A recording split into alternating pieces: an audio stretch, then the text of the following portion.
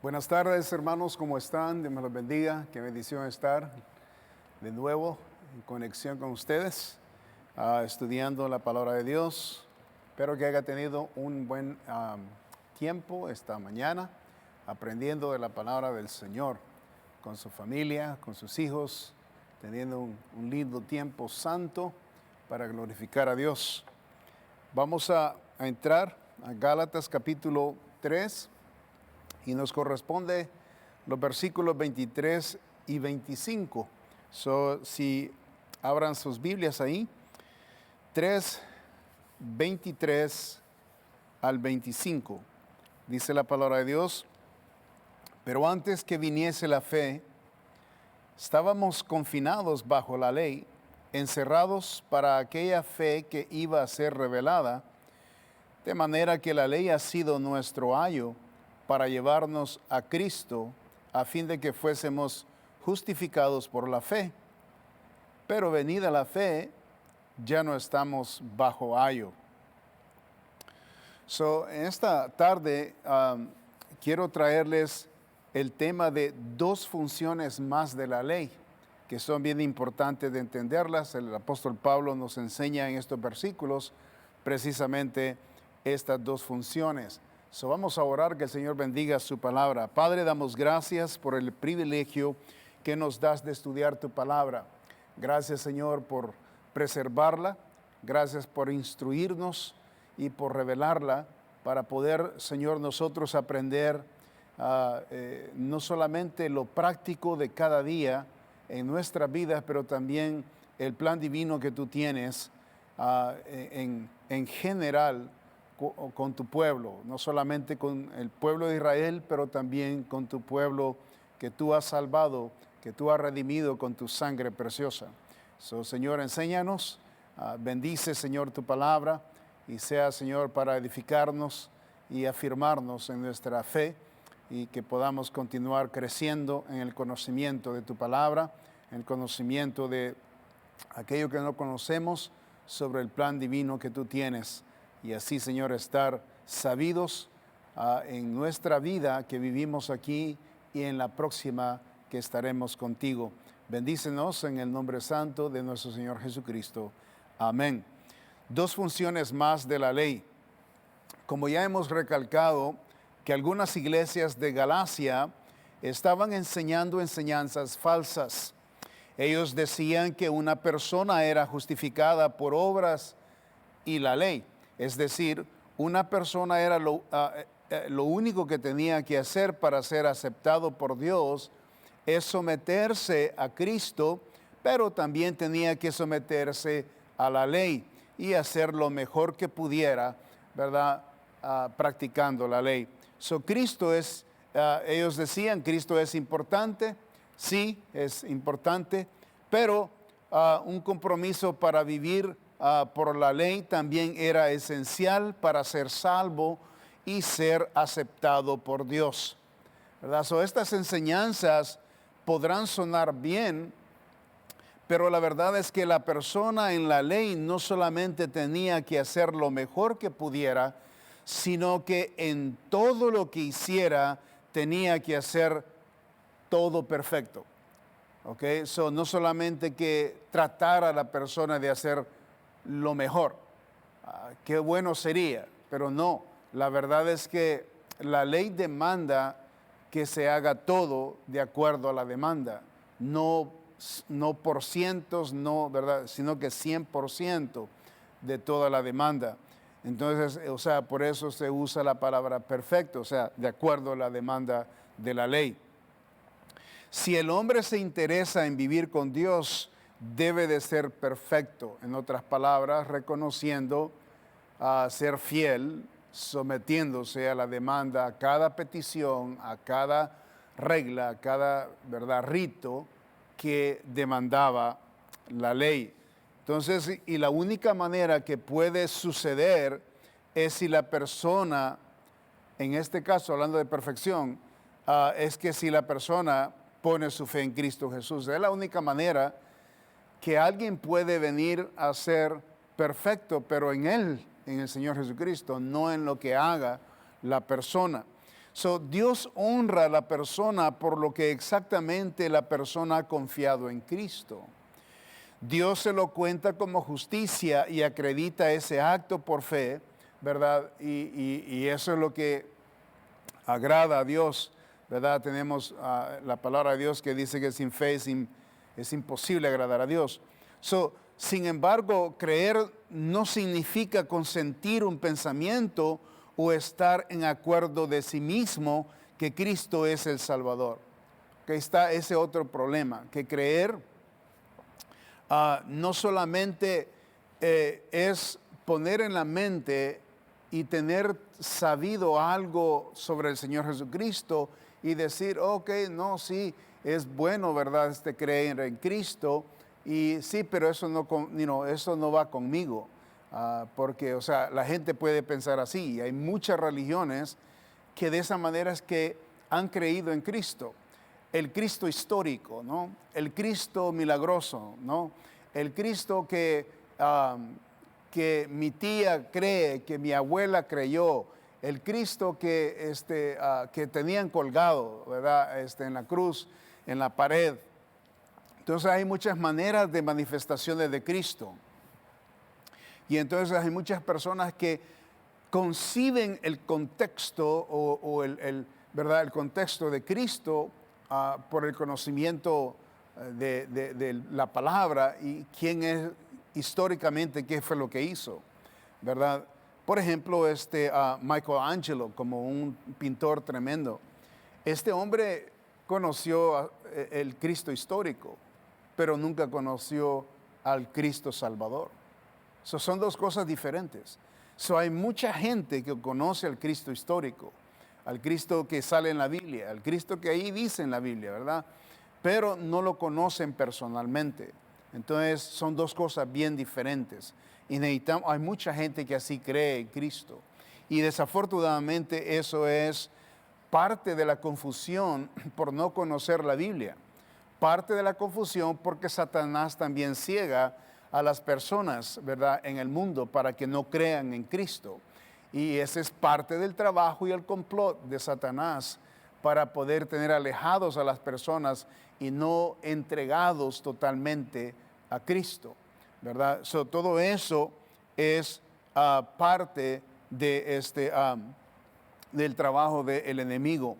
Entonces, la única manera que puede suceder es que si la persona pone su fe en Cristo Jesús totalmente. All right? Está, sin embargo, este problema. Creer no significa consentir un pensamiento. Creer no significa consentir un pensamiento, contemplar, ¿verdad?, que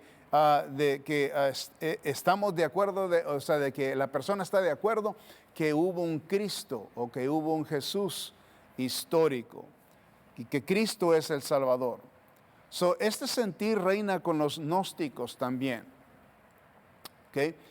El gnóstico, por ejemplo, él dice, no, yo sé que existe un ser poderoso en el cielo. Yo sé que existe incluso el nombre de Jesús, ¿verdad? Ese es el gnóstico, pero ellos no lo toman personal. ¿Ok? Dice, sé que existe, ¿verdad? Sé que está allí.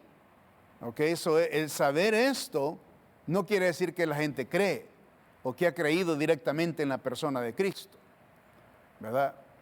Porque no tienen la conexión personalmente con Él. Esta es, ¿verdad?, la posición del gnóstico. Dios existe. Dios existe. Para otros, pero no para mí.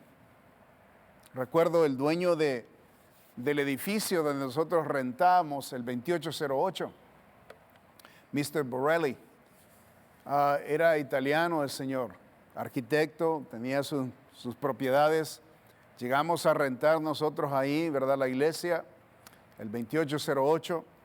Y recuerdo yo un día caminando, viendo el edificio, caminando yo con él, le hago la pregunta, Mr. Borelli, si tú te mueres ahora o mañana, ¿tú tienes la seguridad de ir al cielo? Y recuerdo que me contestó, O sea, yo iba caminando detrás de él, mientras estábamos caminando en el edificio, viendo ahí. Entonces, él iba caminando delante de mí, yo iba detrás de él, y se dio la vuelta y me dijo, tú preocúpate por tu salvación, yo me preocupo por la mía. Esa es la respuesta que me dio. Cuando le hacía preguntas yo sobre Dios, él decía que sí creía que existía Dios. Cuando le hacía preguntas que le decía que acerca de Jesucristo, dice que sí. Él parece que era, ciertamente parece que era como católico. La cosa es que creía en un Jesús, creía en un Dios, pero no lo conocía personalmente. Ese señor falleció, dejó todas sus pertenencias, ¿verdad? Su esposa es la que se encargó después de todas sus pertenencias, ¿verdad? ¿Dónde estará ahorita Mr. Borelli? Me temo que él estará en el infierno si nunca, ¿verdad? Creyó en Cristo como su único y verdadero Salvador. ¿Okay? No es que creyó que existía, sino que, o sea, él creía eso, pero nunca hizo la decisión personal, ¿verdad? Hasta me dijo a mí, tú preocúpate por la tuya, tu salvación, y yo me voy a preocupar por la mía. Yo lo que le dije de que mi preocupación era por la suya también, la salvación de él, porque era mi trabajo. Sin embargo, él me dijo, no, yo me acomodo con la mía. Hay mucha gente así. Y cuando llega el momento de la muerte, se encuentran, ¿verdad?, en el infierno, porque no consideraron lo que la palabra de Dios decía. Este sentir es del gnóstico, ¿verdad? Dios existe, pero no para mí. Creer verdaderamente es un compromiso espiritual. Y eso es lo que a la gente no le gusta. No tener ningún compromiso con nada, con nadie. Algunos dicen, no, a mí no me gusta la religión, ellos le llaman la religión que está ordenada, o la religión ordenada, o la religión que tiene todo bien estructurado, no nos gusta. ¿Okay? Las personas así como se expresan. Ellos les gustaría tener una religión que es un caos, ¿verdad? Donde todos hacen lo que quieren y no hay organización, no hay estructura, no hay disciplina, no hay reglas. Eso es lo que la gente quiere, ¿verdad? En otras palabras, la gente quiere disfrutar de las bendiciones que Dios da del cielo y que se oyen, ¿no? Los milagros y las bendiciones que vienen de los cielos, pero cuando se refiere a someterse a la responsabilidad de ser leales a Dios, de someterse a sus reglas y a sus preceptos, no quieren nada con ello. ¿Ok? Quieren disfrutar de el arte, de la compasión que Dios tiene, por decir así, ¿verdad? Y el beneficio que Dios da desde los cielos a todas las criaturas, como la luz, como la lluvia, quieren recibir, ¿verdad?, esas bendiciones, esos beneficios, pero no quieren someterse al quien demanda, ¿verdad?, que le demos honra y gloria a Él. No se quieren someter. Entonces, creer verdaderamente es un compromiso espiritual. El compromiso es de nuestro corazón y vida, de nuestra total entrega de corazón y vida. Todo lo que uno es y todo lo que uno posee, el que cree, se lo entrega a Cristo. El que cree, el que viene a creer en Cristo, se lo entrega todo lo que posee uno y todo lo que uno es. Completamente es dárselo a Cristo. El apóstol Pablo lo pone en este contexto, ahí en Gálatas 2, versículo 19. Note lo que dice la palabra de Dios. Porque yo por la ley soy muerto para la ley, a fin de vivir para Dios.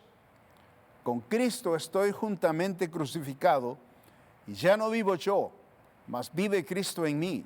Y lo que ahora vivo en la carne, lo vivo en la fe del Hijo de Dios, el cual me amó y se entregó a sí mismo por mí.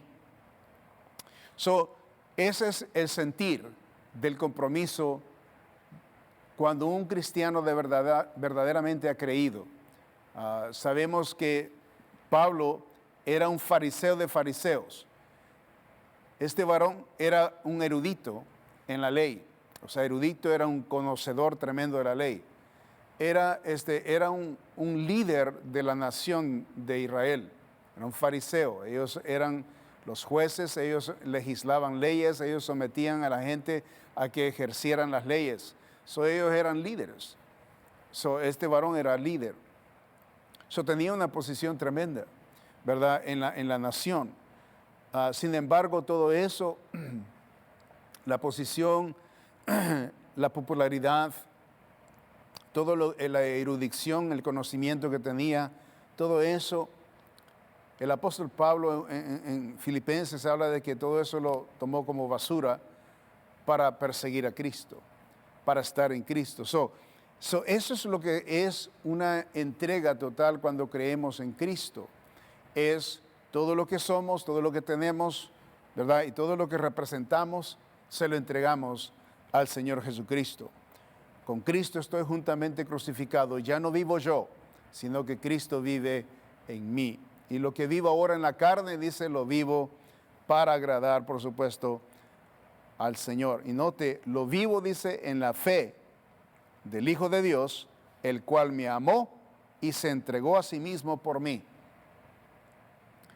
El cual me amó y se entregó a sí mismo por mí. Entonces, si Él se entregó a sí mismo por mí, entonces lo que menos puedo hacer es entregarme yo a sí mismo para Él. Ese es el contexto del verdadero compromiso cuando hemos creído. Yo tengo problemas cuando las personas cristianas que se llaman cristianos no tienen la capacidad o el entendimiento de decir, de sacrificar algo para el Señor. Es triste eso.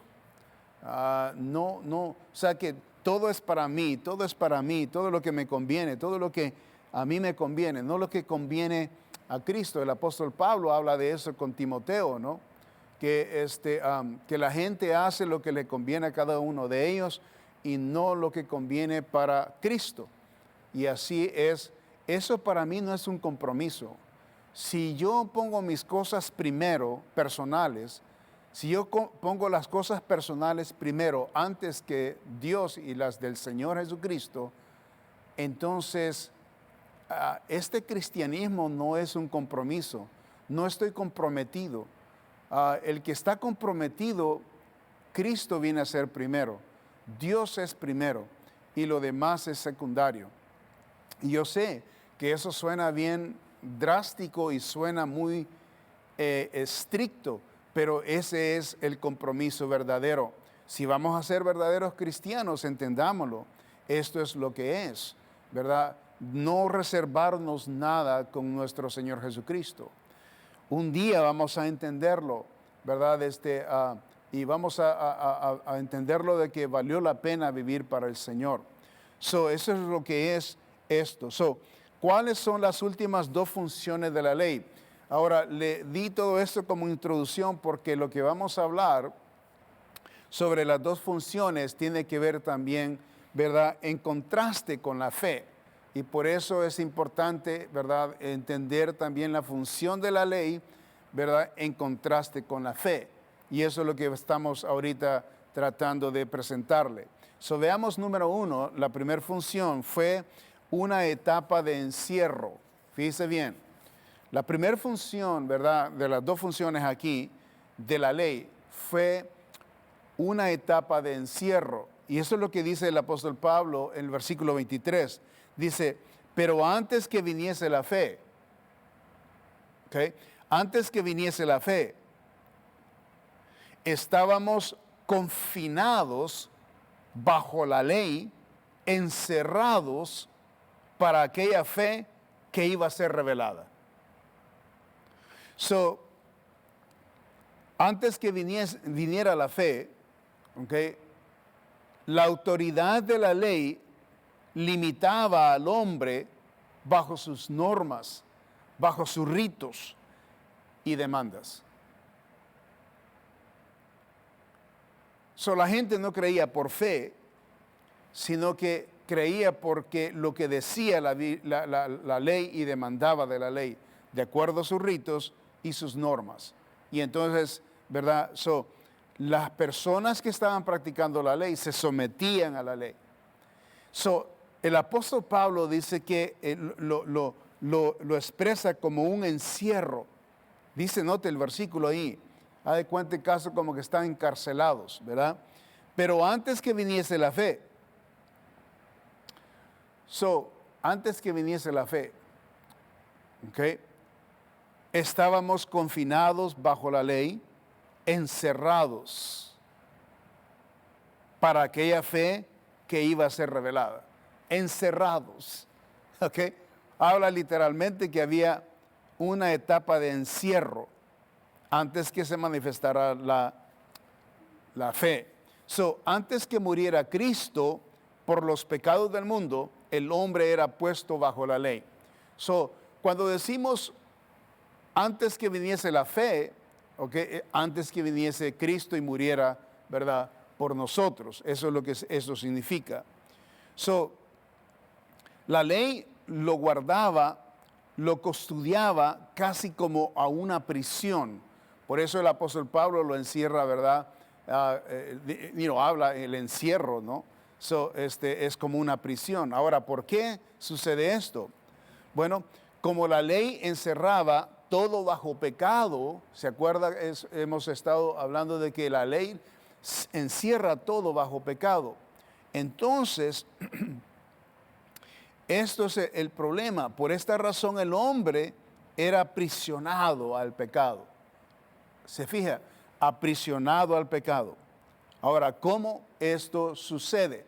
Letra A, la ley muestra al hombre exactamente donde falla. ¿Ok?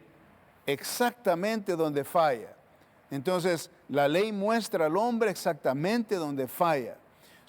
Romanos 3:10, ¿verdad? Veamos ahí la palabra de Dios. Note lo que dice la palabra de Dios. Esto es lo que la ley hace. Primero, la ley dicta lo siguiente. En Romanos 3:10 dice, como está escrito. ¿Okay? ¿Dónde está escrito? En la ley. No hay justo ni aun uno. ¿Okay? No hay justo ni aun uno. Entonces, la palabra justo aquí es alguien perfecto, alguien que no ha cometido pecado. No hay. No hay ningún uno. Dice el versículo 23, por cuanto todos pecaron y están destituidos de la gloria de Dios. Ese es lo que está hablando sobre el hombre. El hombre no es justo, el hombre ha pecado, el hombre está separado de Dios por el pecado. ¿Okay? La ley muestra al hombre exactamente dónde falla. ¿Y dónde es que falla el pecado? El hombre no se puede justificar a sí mismo. El hombre no se puede decir, yo no he pecado. El hombre no puede decir, yo estoy salvo de pecado. El hombre no puede decir, a mí el pecado, ¿verdad? No va conmigo. No importa de qué manera pongamos, ¿verdad? Y alguien puede aún llamarse bueno, y aún alguien puede hacer cosas buenas, pero aún todo lo que hace no significa que cambie la naturaleza de pecado en él.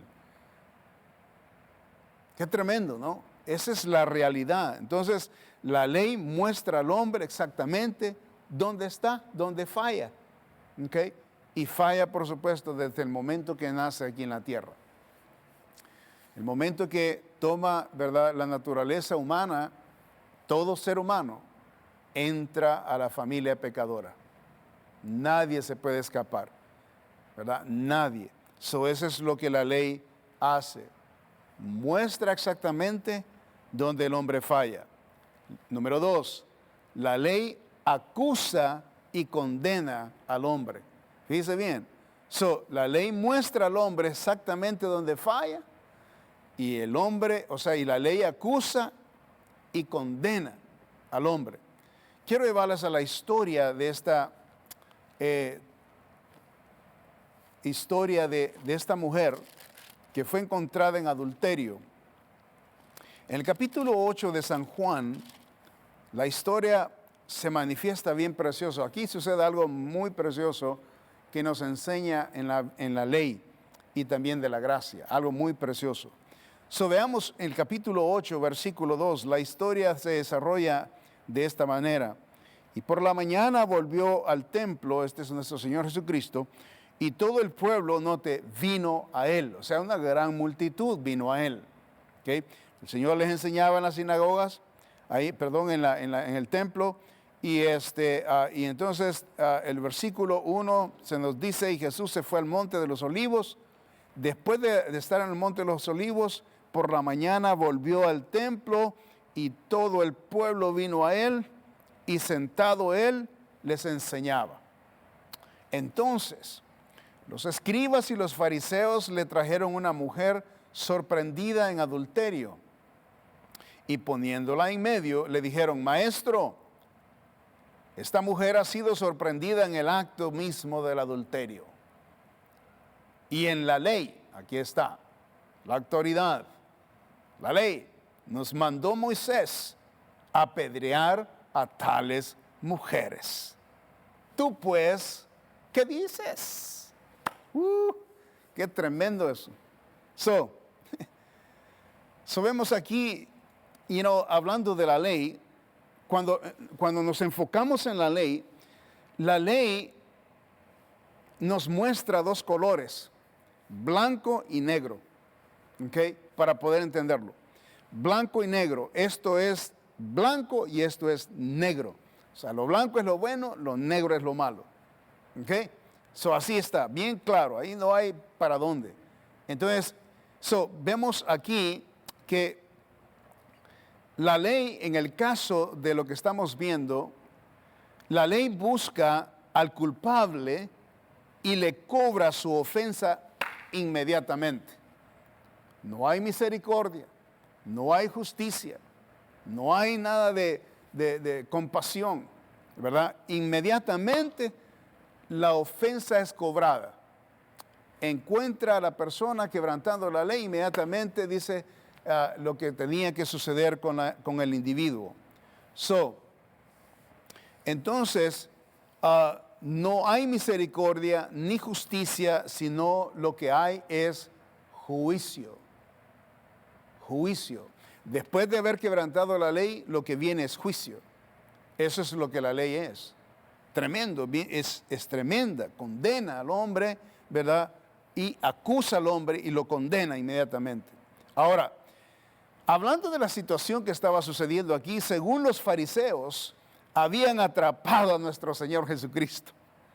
Todos los acusadores pensaron que este sería el último día público que Cristo disfrutaría. De aquí en adelante los fariseos cobrarían su reputación como líderes religiosos, santos y justos. Según ellos dijo, ya lo tenemos a Cristo.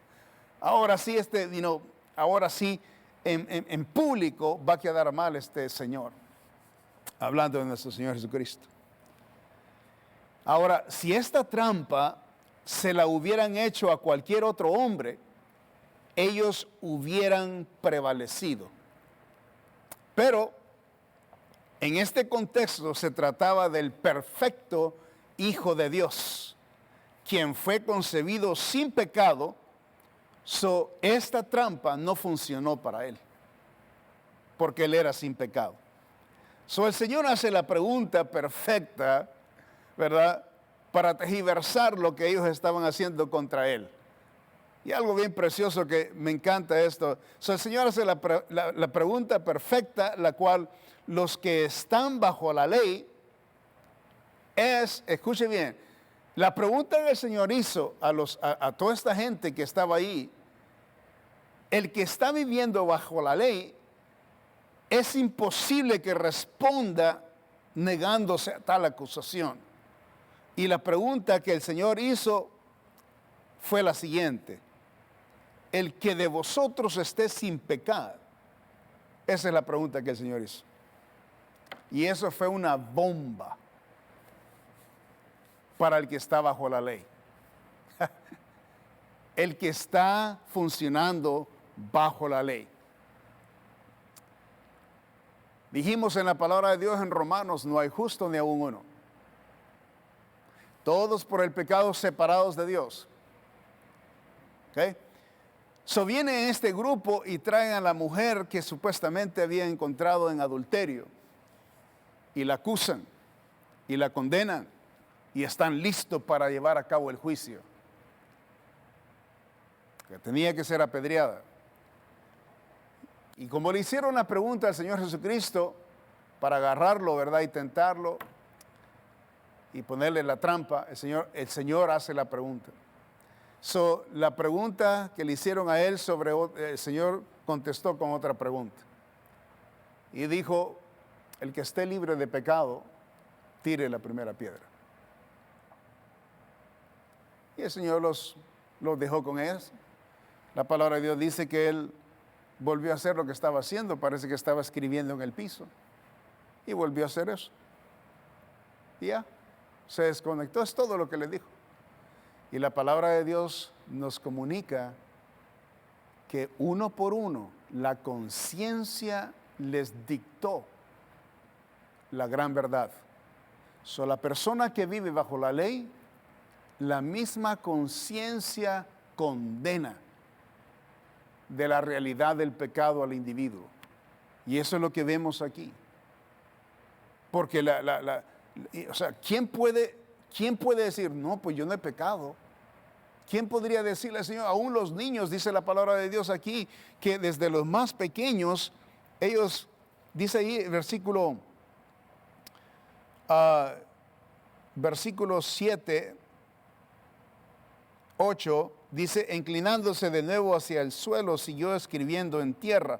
Pero ellos, dice, al oír esto, versículo 9, acusados por su conciencia, o sea, que si están siendo acusados por su conciencia, en otras palabras, están razonando, están meditando de que ellos no son exentos a pecado. Son pecadores. Y entonces el razonamiento los lleva a la conciencia y dice, tú eres pecador. Tú eres uno de ellos. Y entonces la conciencia acusó a ellos. ¿Qué pasó con la ley y la acusación de la conciencia? Salían, dice, uno a uno, comenzando desde los más viejos hasta los postreros. Y quedó solo Jesús y la mujer que estaban en medio. Los más ancianos comenzaron a meditar y dicen, no, pues sí, no, yo soy un vil pecador. Tiene razón Jesús. ¿Cómo voy a apedrear a esta mujer si yo he pecado también? Hablando de pecado y el pecado en general. Cada uno de ellos botaron sus piedras que estaban listos para cumplir el juicio de la ley contra la mujer pecadora, pero hubo un juicio interno por el juez de jueces, Señor de señores, Rey de reyes. Y el Señor sabía el corazón del hombre y el Señor usó, ¿verdad?, la misma acusación que estaban haciendo en contra de la mujer. El Señor usó esa acusación para ellos y no pudieron negarse de aceptar de que ellos se merecían también las piedras que estaban ahí. ¡Wow! Poderosamente el Señor manifestó, ¿verdad?, que Él es el juez de jueces y Él es el que da el veredicto. Gloria al Señor, bendito sea su nombre. El que de vosotros esté sin pecado. Buena pregunta. Acuérdese que la palabra de Dios lo encierra todo bajo pecado, por eso cada uno de ellos, ¿verdad?, consciente de ser pecadores, pusieron, ¿verdad?, ignoraron lo que estaba pasando. Ahora, ¿quién será sin pecado? Obviamente no hay nadie. La palabra de Dios dice, Romanos 3:10, no hay justo ni en uno. ¿Quién estará sin pecar? Nadie. Por eso dejaron solita a la mujer que había sido acusada en el piso, ¿verdad? Y el Señor también, quien estaba ahí defendiéndola como el juez de jueces. Vemos primero que la ley fue una etapa de encierro. La ley muestra al hombre exactamente dónde falla. La ley acusa y condena al hombre. Número 3, la ley no tiene poder, vida para librar al hombre del castigo que merece. Fíjese bien, la ley no tiene poder ni vida para librar al hombre del castigo que merece. El versículo 5, ahí mismo en el capítulo 8 de San Juan, y en la ley dice los acusadores, nos mandó Moisés a apedrear a tales mujeres. ¿Tú pues qué dices? ¿Ok? Este es precisamente el punto de la ley. ¿Ok? Por eso es bien importante lo que está sucediendo en esta historia con respecto a la ley.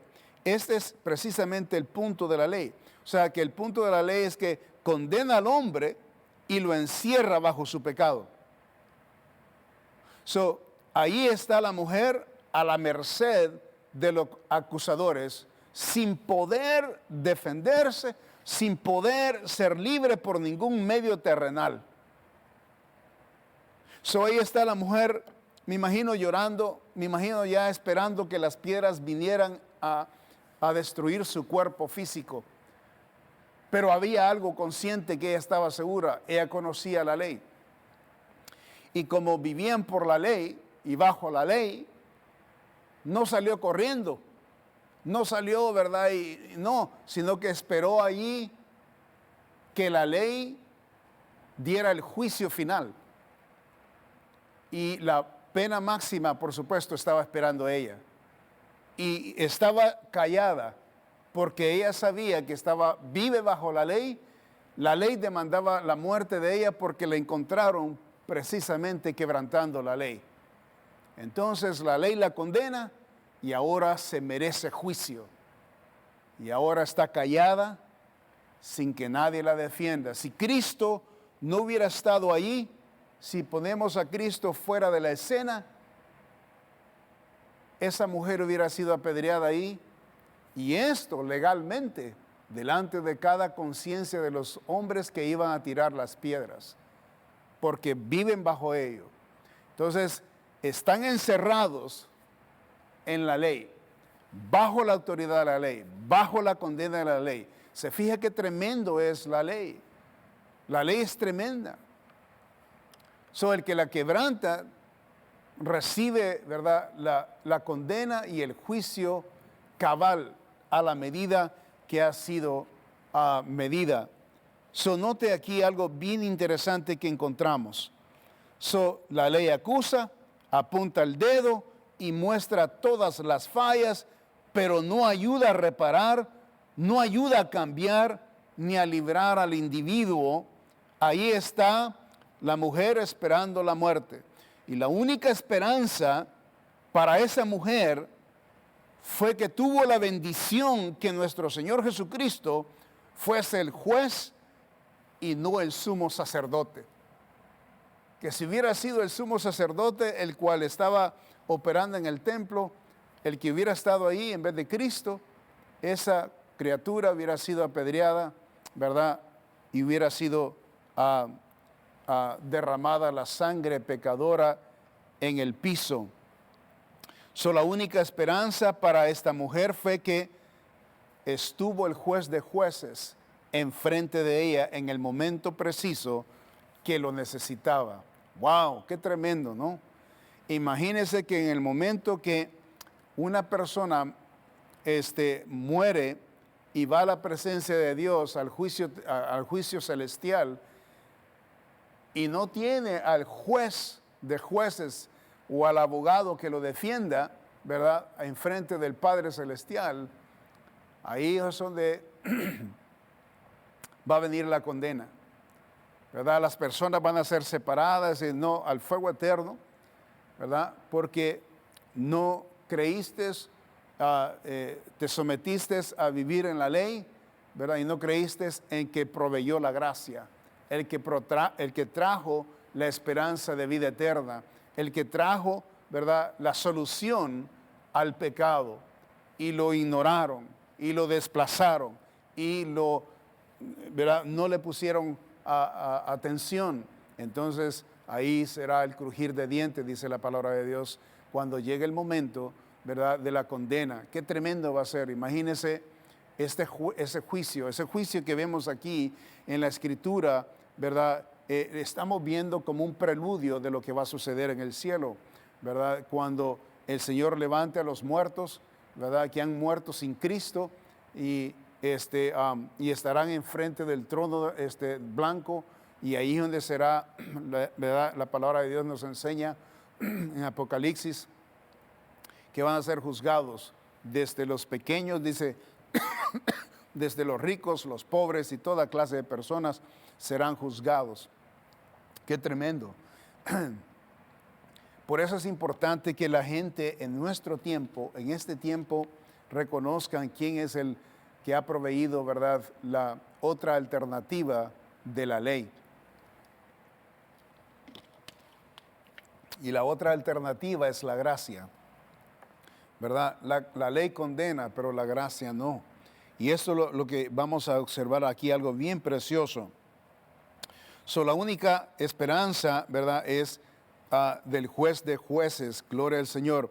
Cristo ha venido para darnos libertad del pecado y la condena. Gloria al Señor. Pero esta libertad tiene que ser tomada por cada individuo. O sea, Dios vino para darnos libertad del pecado, de la condena, de la culpabilidad. Para eso vino el Señor. Entonces, pero note que esto tiene que ser recibido individualmente. Vemos aquí, por ejemplo, en el versículo 10 del capítulo 8 de San Juan, note lo que dice: enderezándose Jesús y no viendo a nadie, sino a la mujer, le dijo: mujer, ¿dónde están los que te acusaban? Ninguno te condenó. Está el Señor diciendo, fíjese.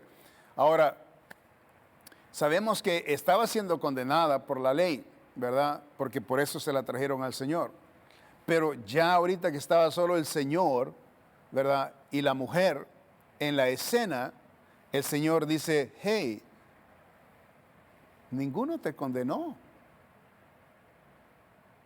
Y ella dijo: ninguno, Señor, ninguno. No hubo ni una persona que se quedó para condenarla, porque nadie podía haberse quedado desafiando de que iba a ser sin pecado. All right? Ninguno, Señor. Entonces Jesús le dijo lo siguiente, escuche, eso es lo precioso aquí, note: ni yo te condeno. Wow. Ni yo te condeno. Y aquí está la preciosa verdad, ¿verdad? Qué lindo es el Señor, ¿no? Note que nosotros los que hemos sido salvos por la gracia del Señor, si hubiéramos sido condenados, no hubiéramos podido nosotros conocer de la gracia, o ser salvos, o tener la oportunidad de considerar que hemos hecho mal. Si la ley condena y pone juicio inmediatamente, ciegamente. No, la gracia perdona, no condena, y nos hace conscientemente a considerar lo que ha sucedido. Y aquí es donde le dice el Señor, básicamente el versículo 11 dice: ni yo te condeno, porque el Señor no vino a condenarnos. Y eso es lo que dice San Juan, ¿verdad? Nota el capítulo, no están en las notas ahí rapidito, pero 3:18, dice 3:17, porque no envió Dios a su Hijo al mundo para condenar al mundo. Ahí está. Este es el famoso versículo 3:16 del Evangelio. Porque de tal manera amó Dios al mundo que ha dado a su Hijo unigénito, para que todo aquel que en él crea no se pierda, mas tenga vida eterna. Y ahí dice el versículo 17, porque no envió Dios a su Hijo al mundo para condenar al mundo, sino ¿para qué? Para que el mundo sea salvo por él. Por eso entendemos que el Señor dice, ni yo te condeno, porque no vino eso el Señor. Y no es lo que hace el Señor en nuestro tiempo, todavía Él no lo hace. Y aunque Él ya murió por todos los pecadores y está sentado a la diestra de Dios Padre, ¿verdad? El Señor llegará un día que la condena vendrá, pero no es el momento, ahorita es la gracia. Por eso la ley, dice la palabra de Dios, entró por medio de Moisés, pero la gracia por medio de nuestro Señor Jesucristo. Y la gracia, fíjese bien, no condena. La gracia, note, es perdonadora. Y note que la gracia también da espacio para que las personas consideren lo que viene después, porque las personas no mueren. Sí, el de la ley condena y viene el juicio y muere. No hay tregua, no hay espacio para ni siquiera pensar o reconsiderar lo malo que hizo la persona. En el caso de la gracia, dice el Señor, yo no te condeno. Esa es la gracia bendita hablando. Y luego dice, vete. Pero hay algo aquí que tienes que hacer. No peques más. ¿Ok? No te condeno. Estás a salva, le dijo el Señor a la mujer en otras palabras. Estás a salva. ¿Ok? Ahora en esta salvación que te he dado, reconoce tus hechos y por favor no peques más. Obviamente no le dijo el Señor por favor, pero le dice el Señor, vete y no peques más. No peques más. Y eso es lo que nos deja a la disposición nuestra tomar la decisión de vivir para Dios, no forzarnos, porque tenemos el libre albedrío, aún después de haberla dado libertad el Señor, nos dio libertad, nos ha dado libertad a nosotros el Señor, ¿verdad? Nosotros podemos seguir pecando, podemos hacer lo que nosotros querramos, si nosotros queremos. Si queremos nosotros engañarnos a nosotros mismos, podemos seguir pecando, podemos hacer cosas que nosotros no se nos ha dado a hacer, porque el Señor bien claro lo dice. Ahora estamos a salvos, hemos sido salvos, no hemos sido condenados, no ha sido aplicado el juicio, ha sido aplicado gracia y nos está dando el espacio. No peques. Su hermano, hermana, no peque, hermano. A usted ya se le dio la salvación por gracia, ¿verdad? Gloria a Dios que el Señor no nos salvó y nos mató y nos llevó, sino que nos deja para que vivamos para Él, para que le glorifiquemos a Él. Qué lindo, ¿no? La foto y la escena de esta historia, porque esa es nuestra historia también. Esta mujer adúltera, ¿verdad? Es nuestra historia. Todo aquel que ha sido salvo ha venido de la misma manera. O sea, hemos venido delante de los pies del Señor Jesucristo siendo acusados por nuestro pecado. Pero el Señor nos perdonó y no nos condenó, no nos mató, no nos dio juicio, sino que nos ha dado vida, ¿verdad? Desde que el Señor, yo vine a los pies de Cristo, ya casi 29 años atrás, el Señor me ha dado 29 años de vida todavía en la tierra y me ha dicho, no peques más, Salvador. Vete, vive tu vida, pero no peques. Obviamente, si no pecamos, es porque vamos a vivir para Él.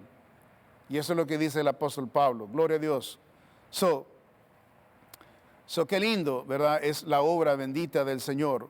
Ahora, número uno, ¿para qué es la función de la ley? Fue una etapa de encierro. La ley es solamente una etapa de encierro para antes que viniera la fe. ¿Ok? Gloria a Dios que el momento que a la mujer esta fue acusada ahí ¿verdad? En frente del público, ahí estaba el autor de la vida, ahí estaba el juez de jueces. Gloria al Señor. Esta mujer tuvo la fortuna de tener a nuestro Señor Jesucristo del lado de ella. Gloria a Dios. Y esa es la fortuna que cada cristiano tiene en la vida, ¿verdad? Cotidiana, que hemos sido dados gracia, o sea, un don inmerecido, ¿verdad? Para seguir viviendo y vivir para quien querramos nosotros vivir. Puede vivir para su carne, puede vivir para Satanás, puede vivir para el mundo, ¿ok? Pero nosotros debemos de escoger vivir para Dios, vivir para Él, dedicarnos a Él, ¿verdad? Y es una decisión propia, particular, vivir para Dios. ¿Está usted viviendo para Dios? ¿Está viviendo para la carne? ¿O está viviendo para este mundo? O a lo mejor está viviendo para Satanás. Ese es un mensaje, ¿verdad?, de aviso de que Dios nos trae. Y ojalá usted reconozca cuánto el Señor le ama, cuánto el Señor ha hecho por usted, y usted haga la decisión correcta para vivir para Él. Para terminar, la segunda función de la ley es que la ley fue una sierva para el hombre. La ley fue una sierva para el hombre. Es como una sirvienta para el hombre. Vamos a Gálatas, por favor, capítulo 3, versículo 24, y terminemos. Dice la palabra de Dios, note, versículo 24, de manera que la ley ha sido nuestro ayo. Esa palabra ayo se refiere a sirviente. Es una sirvienta. La ley vino a ser una sirvienta, ¿ok?, para llevarnos a Cristo. Mire qué lindo. La foto aquí bien linda, la escena que la palabra de Dios nos revela, ¿verdad? Y la ilustración que usa, inferiendo aquí lo que está diciendo las Escrituras, que ha de cuenta caso que la sirvienta nos trae de la mano, ¿verdad? Y aquí está Cristo y ella lo trae, ¿verdad? Y entonces se la entrega a Cristo. ¿Ok? Eso es lo lindo aquí, la fotografía esta. La ley, ¿verdad?, es la sirvienta, el pequeñito ahí de la mano, la sirvienta cuidando a la criatura, ¿verdad?, para que no se vaya para un lado, no se vaya para otro lado, lo anda cuidando, lo anda protegiendo hasta traérselo al Señor Jesucristo. Y el Señor Jesucristo ya se encarga de la criatura, y entonces ya la ley hizo su trabajo. Y eso es lo que esta fotografía preciosa es. Note, de manera que la ley ha sido nuestro ayo, ha sido nuestra sirvienta para llevarnos a Cristo, a fin de que fuésemos justificados por la fe. ¿Ok? La ley castigaba. El chiquillo se portaba mal y la ley, ¡pam!, ¿verdad?, le daba sus castigados. O sea, porque se portaba mal y le daba su castigo y lo condenaba. Pero ahora lo trajo a Cristo, ¿verdad?, nos abraza, nos condena, y Él nos ayuda a tener confianza y a depender en Él, que eso es lo que es fe. Note, el versículo 25 dice, pero venida la fe, ya no estamos bajo ayo. El momento que vino la fe. Dijimos, ¿quién es la fe? En este caso es Cristo, ¿verdad? Cristo, porque Él es el que iba a venir a morir por nosotros. Él iba a resucitar de los muertos, y nosotros íbamos a creer en todo lo que Él hizo en la cruz de Calvario, para poder nosotros creer en Él y ir al cielo por Él. Estos versículos que hemos leído del 24 y el 25 nos presenta la escena de la mujer que fue encontrada en adulterio. ¿Okay? Si usted lee estos dos versículos, ¿okay?, 24 y 25 de Gálatas, medite mientras lo lee y medite en la situación que le pasó a la mujer. Vamos a leerlo de nuevo. De manera que la ley ha sido nuestro ayo. ¿Okay? Imagínese el grupo de los fariseos, sacerdotes, trayendo, ¿verdad?, como sirvientes ellos, trayendo a la mujer delante del juez precioso que iba a darle vida eterna a esa criatura. De manera que la ley ha sido nuestro ayo para llevarnos a Cristo.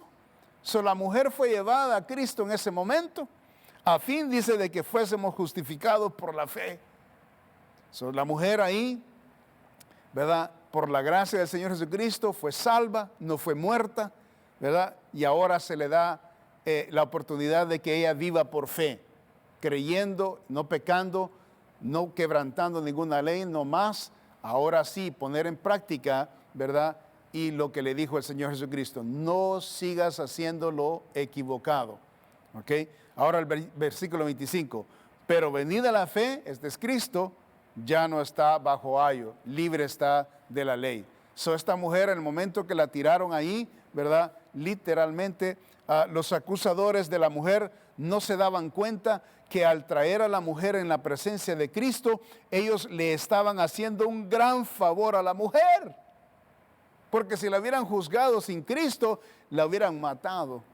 Pero ese momento fue un gran favor que le hicieron a la mujer, de gran precioso. So, de ese día en adelante la mujer aprendió que la ley mata, pero que la gracia da vida sin condena.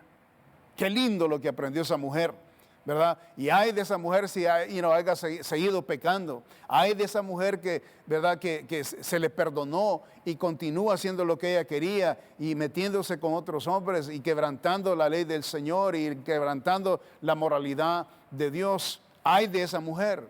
Hay de nosotros que después de que el Señor nos ha dado salvación de vida eterna, sigamos nosotros en el pecado y haciendo lo que querramos. Hay de nosotros.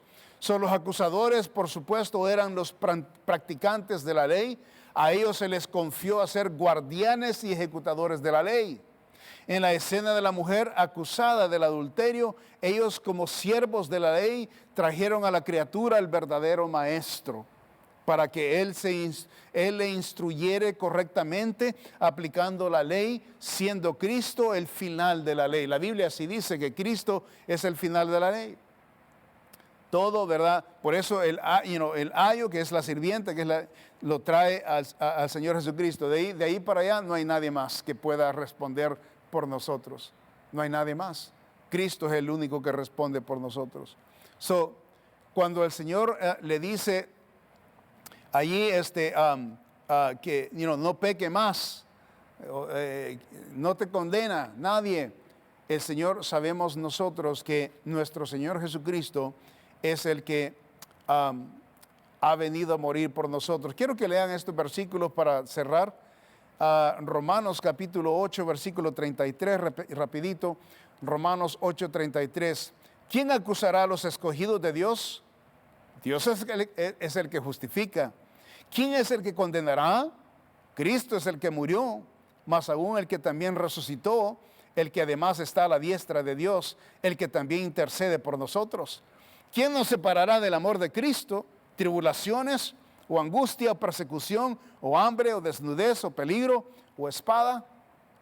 Como está escrito, por causa de ti somos muertos, todo el tiempo somos contados como ovejas de matadero. Y aquí dice lo siguiente: antes en todas estas cosas somos más que vencedores por medio de aquel que nos amó. Bendito sea su nombre. Wow. Por eso es importante vivir para el Señor Jesucristo, glorificarlo a Él, vivir para Él, entregarse a Él, comprometerse con Él. No se comprometa a la iglesia, comprométese con Cristo. Y si usted vive para Cristo, obviamente va a estar adecuado a obrar en el ministerio que Dios ha hecho para nosotros en la iglesia.